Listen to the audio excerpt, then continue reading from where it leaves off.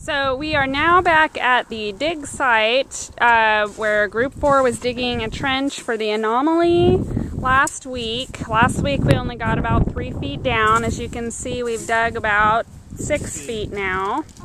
We still have not hit the anomaly, nor have we hit the clay layer. We are still taking samples. Rock. Looks like we just hit a rock. Right here. It's a river rock. It's rounded. It's a cobble. Yeah. It's a cobble? Yeah, that's what she was calling A cobble. You want to get close up? No, I haven't seen it. All right. Sally, did you look in our bags in the truck? That's the close-up of the rock. So do we think that there's a whole layer of these rocks? Yeah, what she's thinking is that this is from the rocks that we're starting to find, that this is from a flood event, and a major flood event is what we're thinking that this is. And how do you think that could impact our project that we're doing with the graves? It won't. Basically, I think what that does for us is it lets us know geographically what's happened, and then if it's been before the graves were dug, it's not going to impact that much at all. If it was after the graves were dug, well, then that would explain why the markers are missing. That would probably explain why, you know, maybe some of the bodies are missing. We can't find the graves. So it's very important that we find out when the stones... Right. If it was before the cemetery or after. You can see it there. Do you see it? Yes. It's a reddish layer, and you can hear it. Yeah, let's get where's the tape? Here. We're now going to measure the you depth. can see it much better now. Now hit that a couple times with the shovel, just so everybody can hear it. Y'all ready? Yes. Sound system working? Yep. Get the camera close. Oh, there's a pebble there. Nobody was digging through that layer to bury any bodies. Nope. But, is that gray? Is that the clay? Right there. Look at that right Looks there. like a rock. Pick that up and you can, we can see if it's a piece of clay. I didn't. Do you want to hold on to the tape? Yeah, put it over. Oops. Sorry. You mean like I that? didn't lock So it. that doesn't Yeah, happen? That was kind of the thought. Try to do it against the... So would you say this is silt, or would you say it's mudstone? No, This is just sand, unconsolidated sand. No, the bottom. What clay. That's clay. It's probably Just clay. It's It's not not rocks. consolidated. Yeah. Is that tertiary? It's probably tertiary. This is probably an unconformity, meaning it represents a period of either erosion or non-deposition in the rock record. So things are deposited mostly when they're underwater.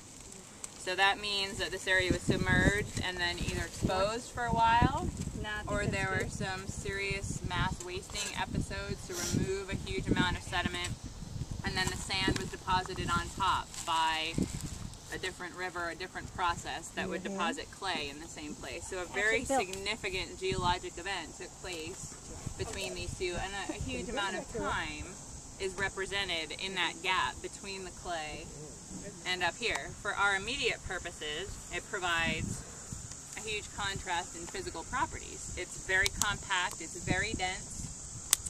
The clay will retain water more than the sand. The sand, this is it's powder. I mean, water will drain out of here almost instantly. If it rains overnight, you wouldn't know it the next day, which is fantastic for GPR. We are standing in the creek bed of Pond Creek, just northeast of the main clearing of the old cemetery. The creek is totally dry. We're going to walk along the creek bed and see if we can gain access to the open area east of the main cemetery, and to see if we can take the GPR cart in there with us. We're going to leave the GPR cart up there for now, and we're going to scope out the area first. Okay, here's another unique bottle. It kind of has raised edges, a place maybe where a label would go. Looks screw top, and it's from Jergen, J-E-R-G-E-N, and it says the patent is applied. Okay, this is Julie and Francisca here at the Glass Mother Lode. Here's a glass bottle that we found. On the front of it, it says Mifflin, M-I-F-F-L-I-N. The bottom, Mifflin Chemical Company patent applied for, and a number 2 turned sideways. Who could check this? When was the last time florists used a bottle? I have dated those bottles to approximately 1951 to 1954.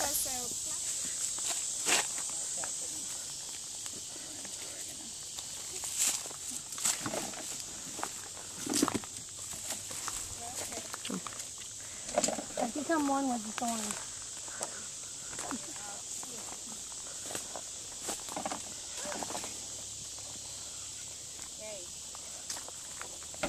Cows walked through the cement when it was What?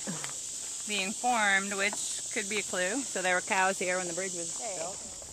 Francisca and I just entered the field from the extension of Cameron Road right here and put the GPR cart underneath the fence. We're going to try to walk back up to the northwest corner and meet up with the rest of our group who walked along the riverbed.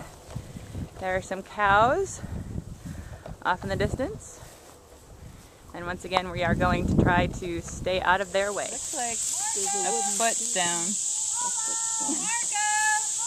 They're not lost, are they? They have GPSs. So do I write on here footstone? Looks like a footstone. Unmarked footstone. Do we take a GPS? Go. I'm Jared. I represent CCISD. Hi, I'm Carol Waters. I represent Pasadena ISD. Hi, I'm Nancy Fiegel. I represent Space Center Intermediate School in CCISD. Hi, I'm Bill Baker. I'm from Victory Lakes Intermediate, CCISD, and this is our pit crew. And we we are did geology! geology!